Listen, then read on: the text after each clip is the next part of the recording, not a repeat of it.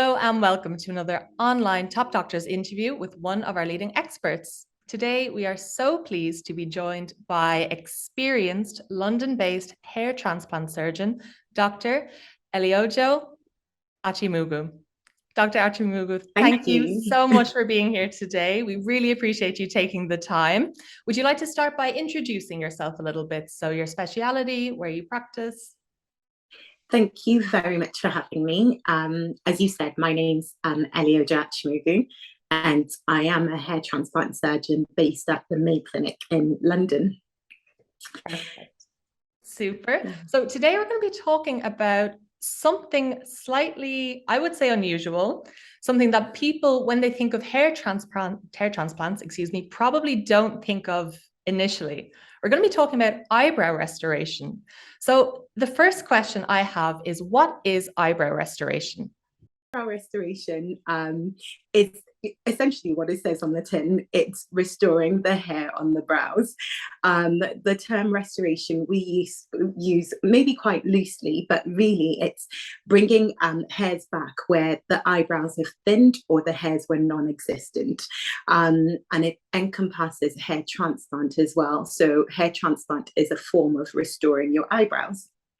Perfect. Yeah. Super. So is there a difference between eyebrow restoration and eyebrow transplants, or are the terms interchangeable? I think we do use them interchangeably, but actually restoration is probably more encompassing, includes medical steps to regain eyebrows, whereas hair transplant, the word itself technically means doing a transplant procedure that is moving hair from one site, a hair bearing site, to another site, and in this case bringing hairs to the eyebrows.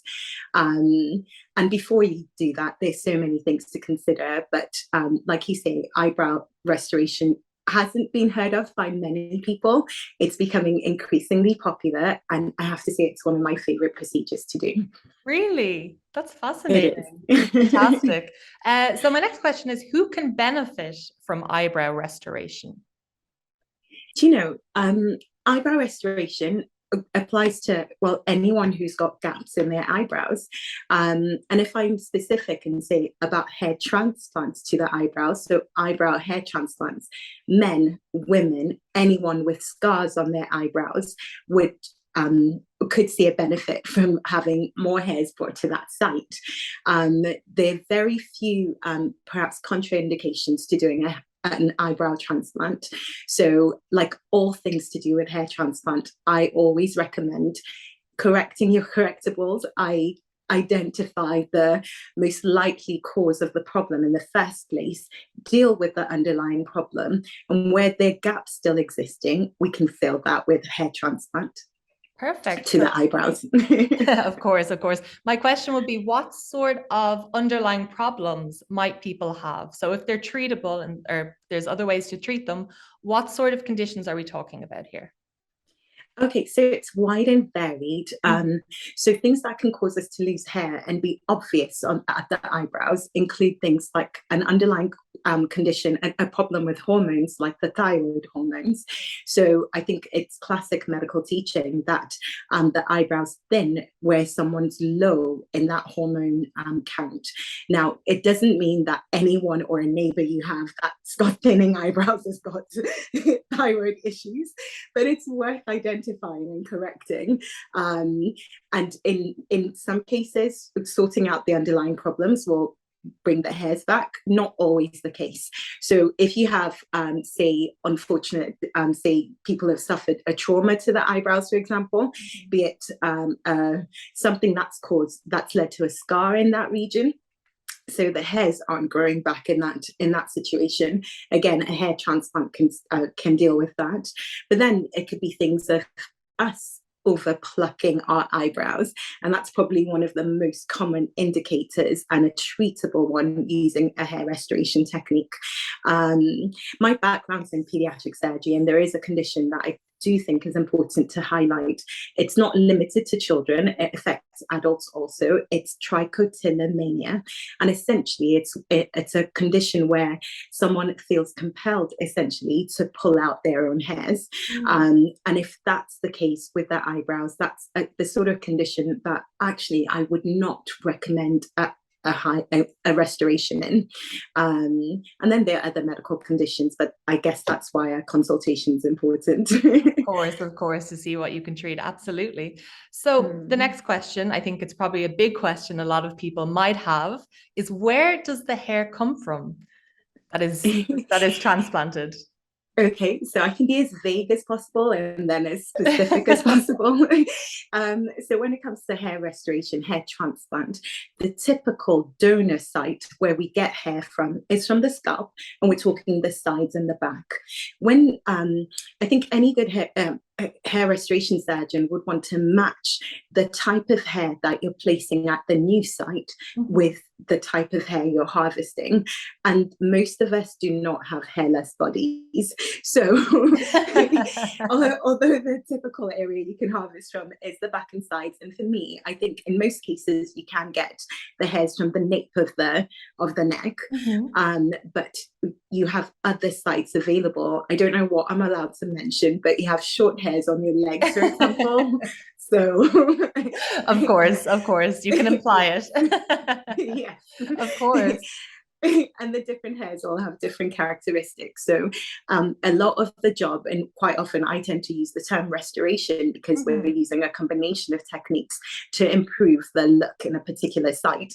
And so you want things to look as natural as possible. And so actually it depends on your patient, depends on what their hair's like. So as long as they've got hair from a site of their body that one can safely harvest from, then yes, you can go ahead and move those hairs to the eyebrows. Absolutely. Fantastic. That's great to hear. So I presume it depends a bit on the type of hair as well. For example, maybe somebody who has straight hair is more compatible with this treatment, perhaps? Do you know, it's a good question, but actually anybody can have an almost anybody, I should qualify that, can have an eyebrow transplant. So straight hair, traditionally, I'd say harvesting and doing a transplant procedure on someone with straight hair is easier, and it can be technically more challenging doing the procedure on someone with hair like mine. So I would describe my hair as coily, not even curly. And this is looking at the hair types within my massive family. So I'm like, actually, it doesn't preclude people with my hair type or type 4C hair from having a hair transplant. But again, I'm like, or an eyebrow transplant or a hair transplant even, because there are many techniques that exist. It's technically more challenging, and technically even more challenging doing an eyebrow transplant than it would be doing a hair transplant on the scalp. Absolutely. However, there are many techniques that we can utilize and instruments that we can utilize to help support that and to give better, good, and more natural looking outcomes. Super. Well, that's great to hear. That's fantastic to hear. The next question that people would probably ask quite a lot in the first consultation is how much does an eyebrow restoration cost on average? I'm sure it varies. It does vary, like you say. I'd say on average, we're probably looking at about £3,000. So yeah, this is in the UK. So prices range from £2,000 to £5,000. And for each particular person, obviously, you don't just want you copy someone's style onto your face, whether it fits or not. So it needs to be matched to the individual that we're speaking to, or planning the procedure for. Take into account whether scars exist, the types of hair, where you can harvest hair from. Is it a body hair transplant? Is it from the scalp? So all these things need to be taken into consideration, if I can get the word out. But really, we're talking a few hours, in all honesty, of hard work, focused work, to get the hairs, assess the hairs, qualify them for for that particular patient, and implant them. Actually, just going back to what you said about curly hair, I think it's worth noting that I think it's becoming more popular doing a procedure called brow lamination. Yeah, and essentially it's like straightening or perming it. Don't quote me before my colleagues come down on me. But there are ways of straightening curly hair, and there's no reason, if one has naturally curly hair on the eyebrows, or you've transplanted hairs that are curly or more curly than their natural hair, there are other things that can be done to help groom and improve the look. Because in the end, for the most part, we're talking about a cosmetic procedure. Absolutely. And another point that I'm quite interested to hear is, how are eyebrow restorations maintained? Is it different to perhaps natural hair that grows in the area? Yeah, it is actually, and again, that's a very good question, because where you get the hairs from, the characteristic of that hair is not changing, at least definitely not initially. So if you take it from the back of the scalp, and your hair grows, say on average 1 centimeter a month, well, be prepared to trim and care for that eyebrow. I mean, we all care for our brows anyway, don't we? It's just, yeah, it's good to know that you don't stop doing that, you just care for it in a different way. So in some cases you'll need to trim more regularly, or begin to trim if you didn't used to do that. And if we've sourced the hair from another site, I mean, there's a paper that's been released by I think it's Dr. Umar. He did a case report on transplanting. Can I use the word on? Well, it's in my textbook. So moving pubic hair from that site to the brows, and that was chosen by that patient because actually that hair is not going to grow as fast as the hair on the scalp. So again, these are the sorts of things that you have to take into consideration with your surgeon at consultation. Absolutely. It's very interesting to hear. It's very, very interesting to hear. So the next question that I have prepared is, what is the success rate of eyebrow restoration? So, like most things, I would say it's how you prepare your patients, because actually, if you move hair from you can move hair from one site to another and the hair will grow. I've worked with someone who used to say, I can place hairs on the tip of your nose and it will grow. But why would you want that? So in the end, I'm like, actually, the hairs will grow, but it's more about actually I'm going to sound repetitive again, but what's the underlying condition? What are we trying to deal with here? Are we just increasing density? Are we treating scars? So that the success rate in a scar, the techniques that we take into account to counter the challenges of restoring hair in a scar. But if you don't take that into account, then the expectations of the patients won't be met. So I'd say now that people understand better that an eyebrow restoration is not just about placing the hairs there, it's about checking the flow of the brows and checking the angle at which the hair is placed, and if it's curly hair, the direction in which the hair is placed. If all of that's taken into account with a well-counseled patient, actually, from a hair count point of view, definitely it's successful. From a patient satisfaction point of view, then absolutely it's a successful, or should I say, it can be a successful procedure.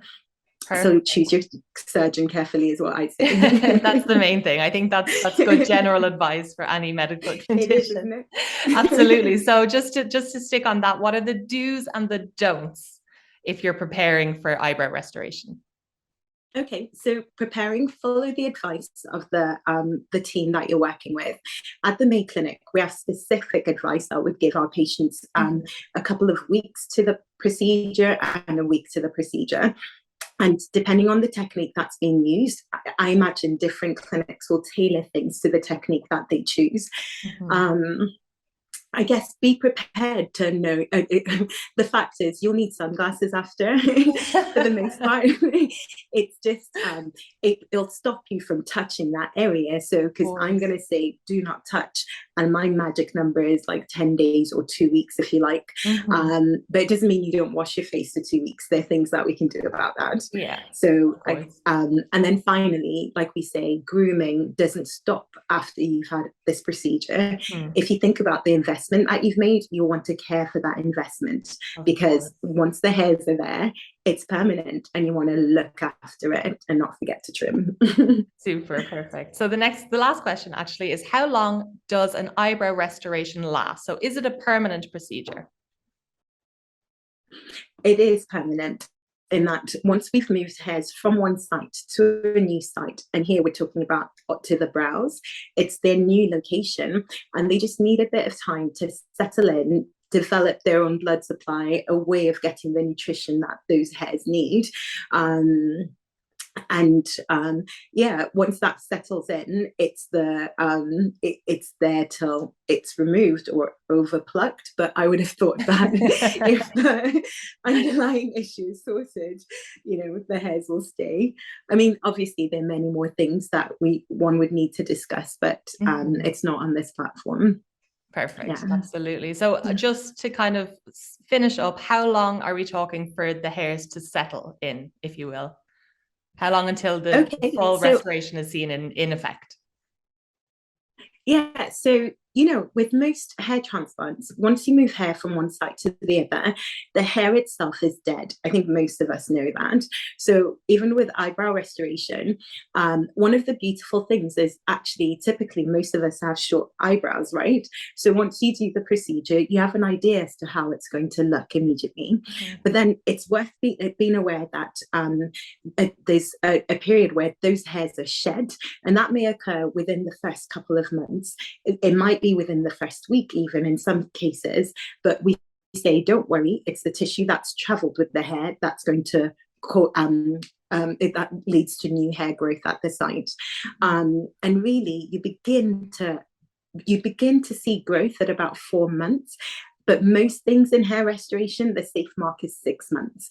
And for the full appearance, one would appreciate that, say, at about 9 to 10 months, really. So it's a range, and it varies for most people, but those are, I'd say, safe numbers to go with. Absolutely. So it's not an overnight procedure, if you will. No. Unfortunately. I'll be working really hard to restore the hair. So now you just need to work on being patient. Exactly. So, of course. The easy part then for the patient is just to have some patience. Whoever the patients are. Absolutely. Perfect. Well, Dr. Achimugu, that's all the questions that I have for you today. Thank you so much for taking the time to speak with us. We really, really appreciate it. Thank you very much for having me. No problem at all. Thank you so much.